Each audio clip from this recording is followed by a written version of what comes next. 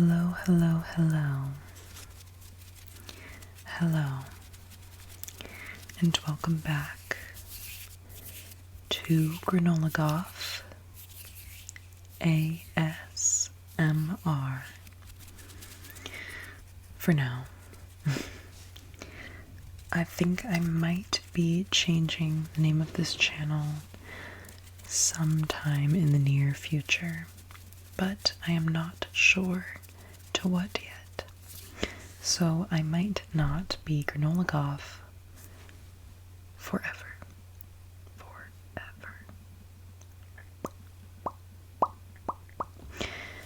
But anyway, tonight I am back on my webcam for you, and I am wearing one jack-o'-lantern earring. Jack-o'-lantern earring. And that, my dear viewers, can only mean one thing.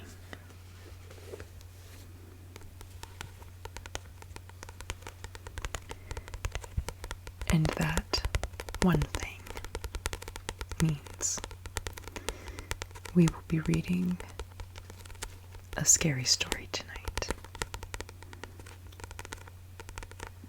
I thought I could go back to my roots, as I am on a journey to rebuild this channel.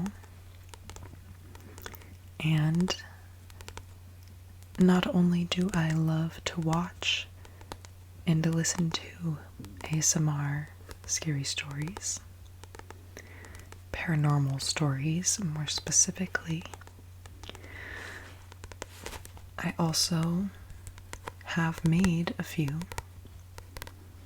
Perhaps you have seen them already, perhaps not,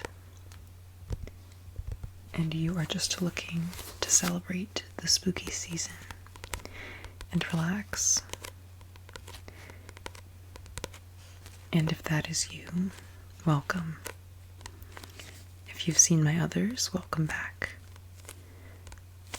I will be reading from a book from which I have not yet read on this channel, if I'm not mistaken.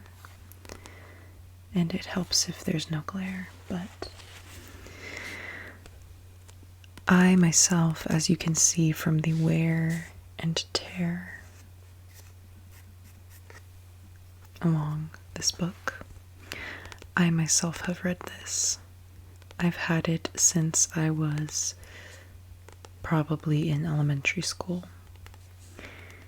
And as you can see, R.L. Stine is listed here as the author, but this book, beware,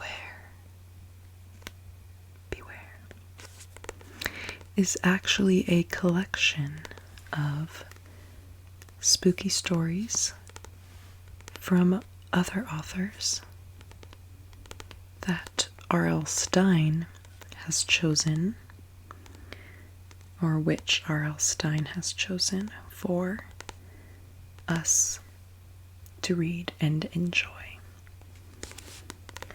Specifically just for us, I had it commissioned.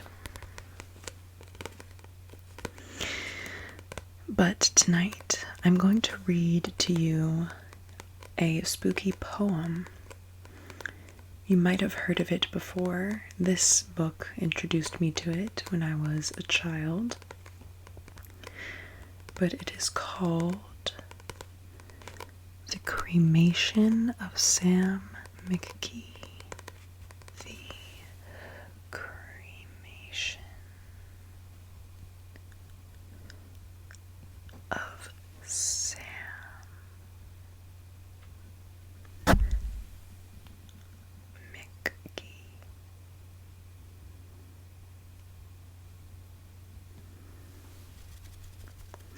So, if you hadn't heard of it before this, then you will be hearing it tonight, and you can tell your friends about it. It's cute little story. As far as stories about ghosts go, really, it's kind of eerie more than cute, and just fun because it rhymes.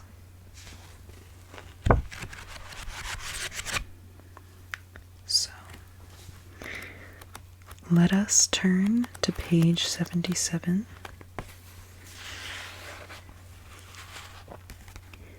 And do some reading. I will show you the illustrations along the way because there are a couple or a few.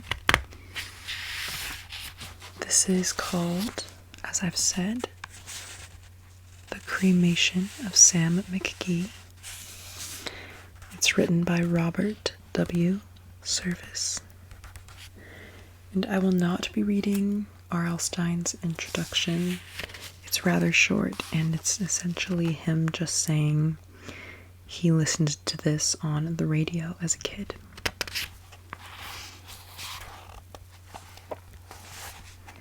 You can see a lovely illustration here that will give you an idea of where our story takes place. You can see there's a man here, another man here. But they have a dog sled in this icy, frozen setting.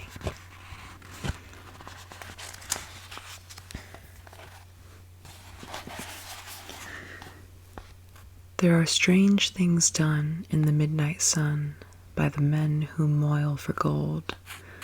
The Arctic trails have their secret tales that would make your blood run cold.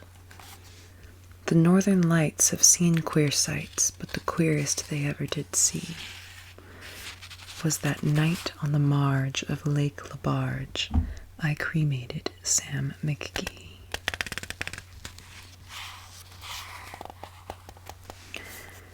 Now Sam McGee was from Tennessee, where the cotton blooms and blows. Why he left his home in the south to roam round the pole, God only knows. He was always cold, but the land of gold seemed to hold him like a spell, though he'd often say in his homely way that he'd sooner live in hell. On a Christmas day, we were mushing our way over the Dawson Trail. Talk of your cold, through the parka's fold it stabbed like a driven nail. If our eyes we'd close, then the lashes froze till sometimes we couldn't see. It wasn't much fun, but the only one to whimper was Sam McGee. And that very night, as we lay packed tight in our robes beneath the snow, and the dogs were fed and the stars o'erhead were dancing heel and toe, he turned to me and, "Cap," says he, "I'll cash in this trip, I guess. And if I do, I'm asking that you won't refuse my last request." Well, he seemed so low that I couldn't say no. Then he says with a sort of moan, "It's the cursed gold, and it's got right hold till I'm chilled clean through to the bone. Yet it ain't being dead, it's my awful dread of the icy grave that pains. So I want you to swear that, foul or fair, you'll cremate my last remains." A pal's last need is a thing to heed, so I swore I would not fail. And we started on at the streak of dawn, but God, he looked ghastly pale. He crouched on the sleigh, and he raved all day of his home in Tennessee. And before nightfall, a corpse was all that was left of Sam McGee. There wasn't a breath in that land of death, and I hurried horror-driven, with a corpse half hid that I couldn't get rid because of a promise given. It was lashed to the sleigh, and it seemed to say, "You may tax your brawn and brains, but you promised true, and it's up to you to cremate those last remains."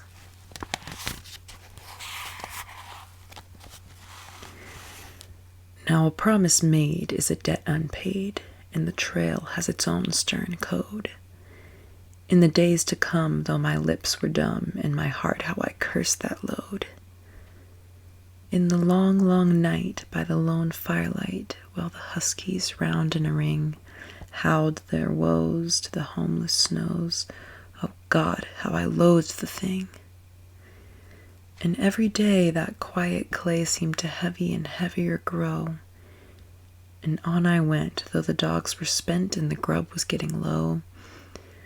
The trail was bad, and I felt half mad, but I swore I would not give in, and I'd often sing to the hateful thing, and it hearkened with a grin.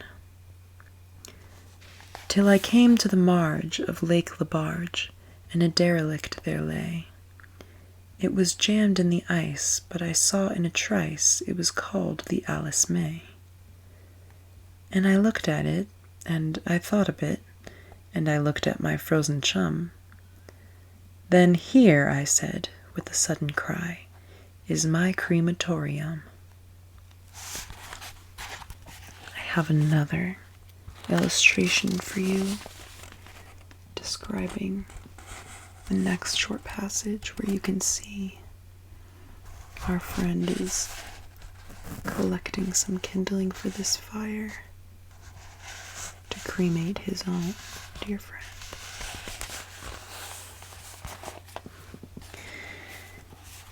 Some planks I tore from the cabin floor, and I lit the boiler fire. Some coal I found that was lying around, and I heaped the fuel higher. The flames just soared, and the furnace roared, such a blaze you seldom see. And I burrowed a hole in the glowing coal, and I stuffed in Sam McGee.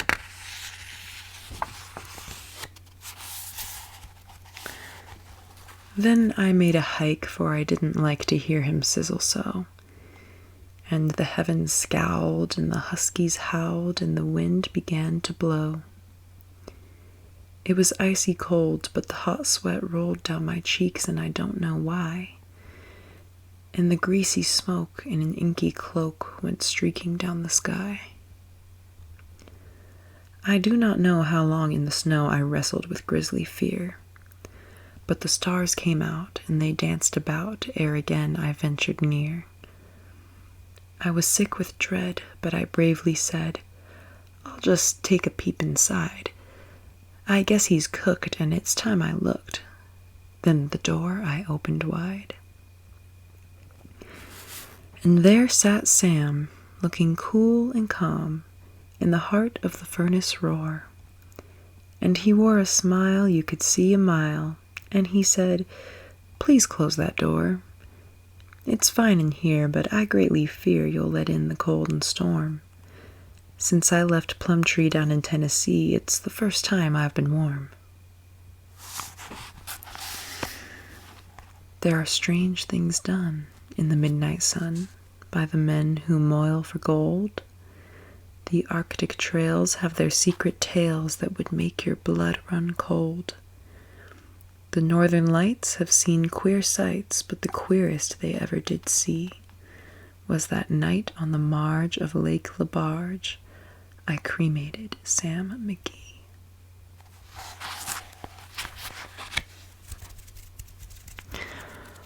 Ooh. That was the cremation of Sam McGee.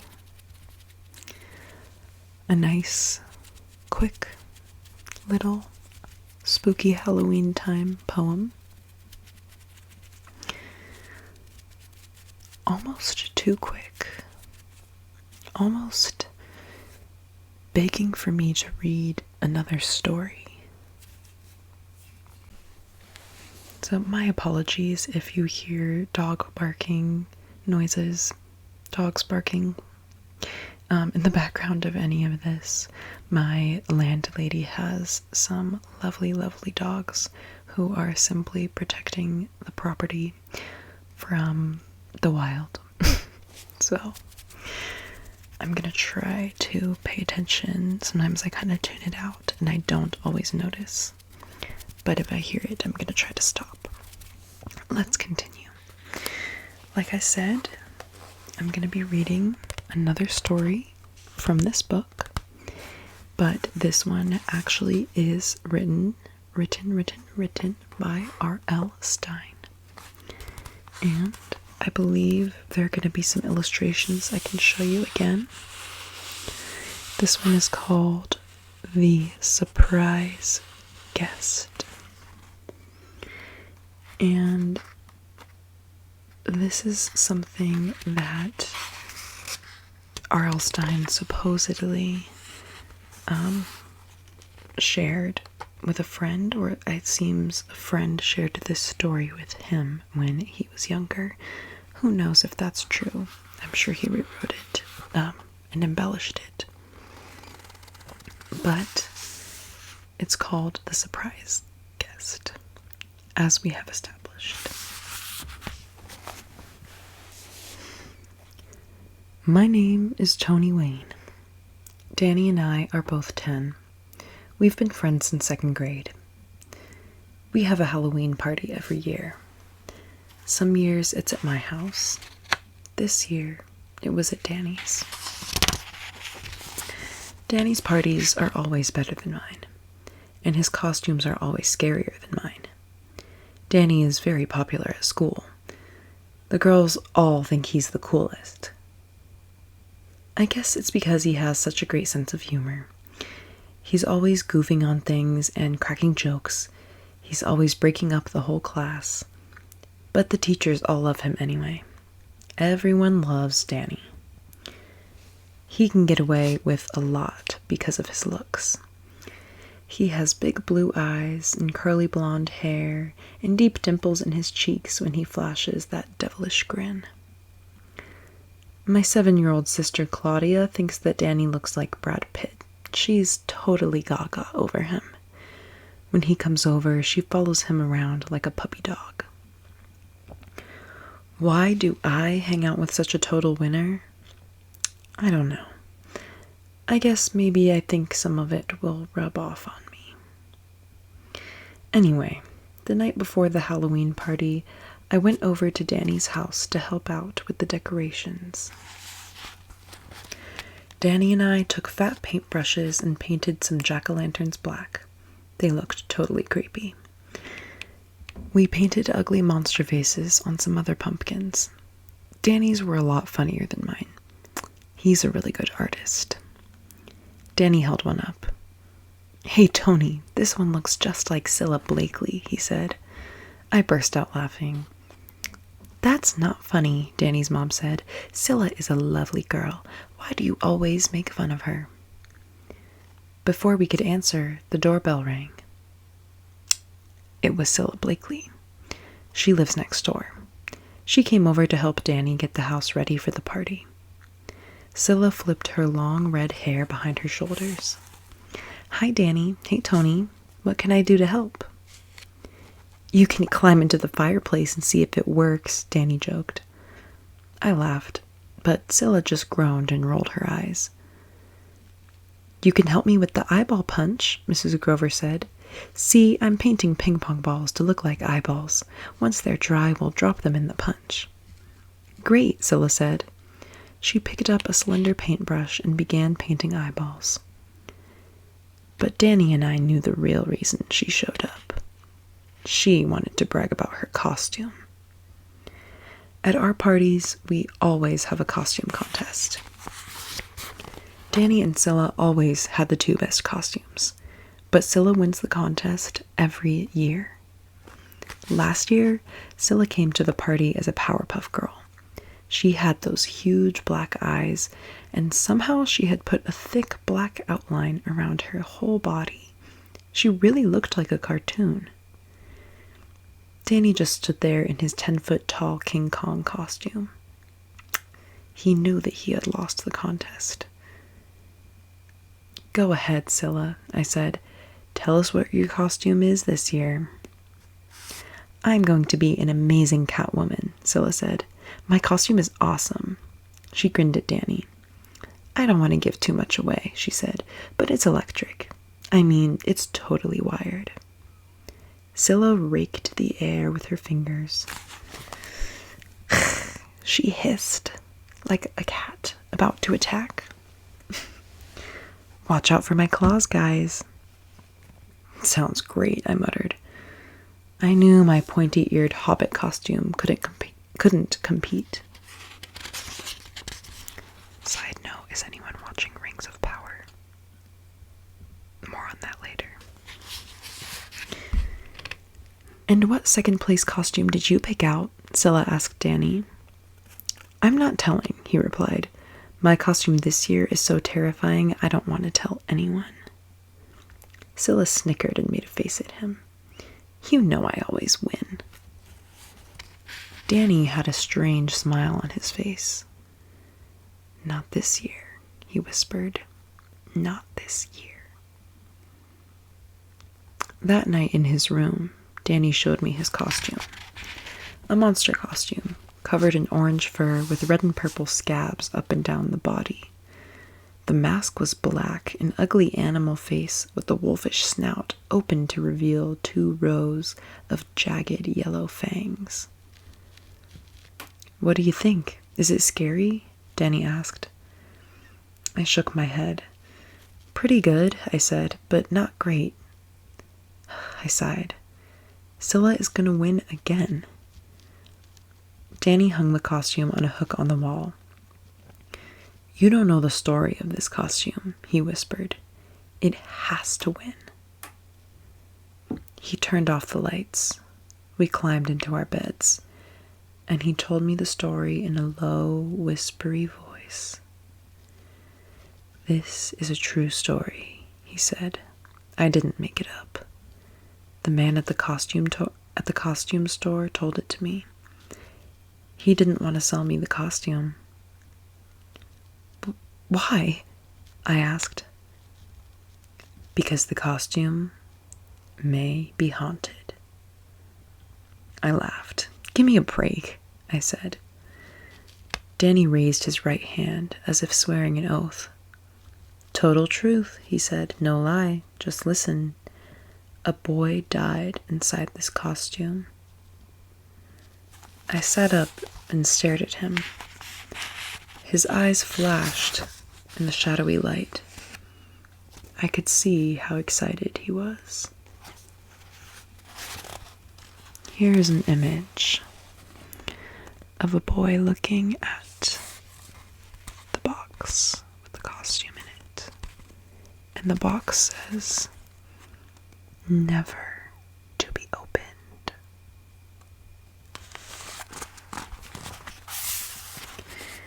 Danny continued in a whisper. This happened a long time ago, at least 100 years. The boy's name was Henry. He was about our age. He lived in a castle somewhere in Europe. Was he a prince or something? I asked. Danny shook his head. I don't know. I only know he was invited to a fancy costume party at another castle. He wanted to scare everyone at the party. So he had this fur-covered monster costume made. It was created especially for him.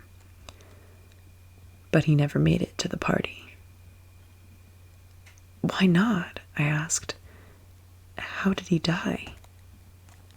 No one is sure, Danny whispered. They found him dead on the floor of his room, in front of the mirror. He was wearing the costume. His hands were still gripping the sides of the mask. I felt a chill run down my back. I stared at the costume. Henry was stone cold dead, Danny continued. Some people think that he suffocated, that he couldn't get enough air outside the mask, that he couldn't get enough air inside the mask. But Henry's parents didn't agree. They thought the costume was evil, cursed. They were heartbroken.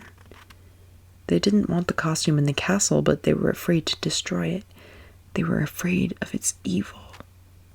So they stuffed it into a large wooden trunk and labeled the trunk never to be opened. Then they shipped it away on a boat. And that's how the costume came to America? I asked. Danny nodded. The trunk was hidden away for years and years in a big storage warehouse. Then one day, about 30 years ago, a boy named James opened the trunk and found it. His father owned the warehouse. His father knew the legend of the costume, but he didn't believe it. So he let James take the costume home. I swallowed. Then what happened? I asked. What happened to James? James wore it because he wanted to terrify everyone at a Halloween party, Danny said. Well, he did terrify everyone, but not in the way he wanted.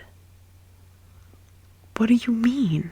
I whispered, sitting straight up and hugging myself to stop the shivers. James went to a party in the costume, and it was a big success. Kids screamed. Everyone loved it. The costume was so scary. But the scariest moment of all came when James took off the costume. Danny leaned forward, his eyes glowing in the dark bedroom.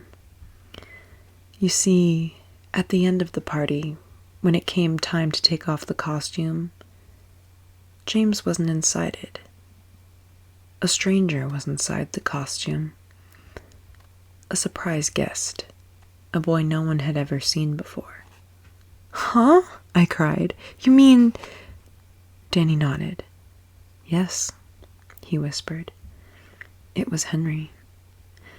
Henry pulled off the costume, stepped up to startle the kids, and introduced himself to everyone. But where was James? I sputtered. Danny shrugged. James had disappeared. Gone. Vanished. He was never seen again. Some people think he haunts this costume just the way Henry did, waiting inside for his chance to come back. Danny pulled the covers over his chin. You see, he whispered, it's a very scary costume. It has to win tomorrow. Before the party the next night, I brought my costume over to Danny's. I hung it beside his in the bedroom closet. Kids were arriving downstairs. Danny rushed out to pick up his cousin Allison and walk her to the party. Gazing into the closet, I sighed. My hobbit costume looked pretty lame next to Danny's. I rubbed my hand over the heavy monster fur. I squeezed the hard yellow fangs on the mask. And suddenly, I had an idea. I'm going to try on Danny's costume, I murmured. I'm just going to see what it feels like, I told myself. I lifted the heavy mask between my hands. Or maybe I'll wear it downstairs. Maybe I'll wear it down to the party and give Danny a little surprise. After all, why should Danny always get the attention? Why does Danny always have to be the star? I pulled the monster costume out. I held it up against me and tried to imagine what I would look like inside it. My heart started to pound. What if Danny's story is true? I thought. What if the costume really is haunted? No, that's crazy, I decided. Danny made up that whole story. Danny always makes up scary stories. I stepped into the furry legs. Then I pulled the costume up over my body. It was much heavier than I'd imagined, and smellier. The fur felt stiff, like the hard bristles on a hairbrush. I tugged the mask over my head. I twisted it until I could see through the narrow eye holes. I started toward the mirror, then suddenly stopped, gripped with fear. Was the costume haunted? Was someone else inside it with me? I gasped for breath. I felt cold sweat on my forehead. James? Are you in here? I whispered. James? Silence. My whole body began to itch. My legs felt weak. James? No, of course there's no one else in here, I told myself. It was another one of Danny's stories. I tugged the mask off, taking deep breaths of cool air. Then I pulled myself out of the costume. I hung it back up in the closet, and I pulled out the hobbit costume and began to tug it on. Leaning over, I adjusted the big hobbit feet. Then I pulled on the rubber hobbit mask with its pointy ears. I checked myself out in the mirror. I headed to the stairs. I stopped on the top step, and a frightened moan escaped my throat. I froze. My costume. I wasn't alone inside it. I could sense another presence. I could hear soft breathing. I could feel someone else inside the costume with me. Trapped inside the dwarf-like hobbit body, I felt someone pushing me out, away, away. "Hey, what's going on?" I cried out. My voice sounded muffled and faint. Far away. "What's happening?" No answer. "Is someone there? Answer me. James, is that you?" "I've been waiting so long," a voice whispered. "And now it's my turn to come out." "No, that's impossible," I wailed. "You're in Danny's costume. He told me the whole story. He told me about your ghost haunting the monster's costume. He... "Trick or treat," James whispered. "I switched costumes." And then I could feel him pushing me hard, pushing me away into the deep darkness. I felt weaker, weaker. "No, please," I tried to yell out. But my voice was just a whisper, a distant whisper. And then I was gone, outside the costume, all air, no body. I was just air, floating outside the costume. And I watched James walk down the stairs. James from 30 years ago. James inside the hobbit costume now. I could hear him. I could see him. I seemed to float all around him. Later, at the end of the party, when he pulled off the mask, I saw my horrified friends. And I heard their screams of shock. I watched them scream. And I heard Scylla shout to the stranger, "Where is Tony? What have you done to Tony?" She is really worried about me, I realized. Scylla really likes me. And then I saw Danny clench his hands into tight fists. "Who are you?" he demanded of the stranger. "What are you doing in my house? Where is my friend Tony?" Good question. Where was I? Where? "My name is James," I heard the boy say. "I'm so happy to be at your party." Yes, James had stepped out of the costume. James was at the party. But where was I? I was gone, floating in the air. And then I felt myself pulled down, into a costume, into someone's costume, into the deep darkness inside.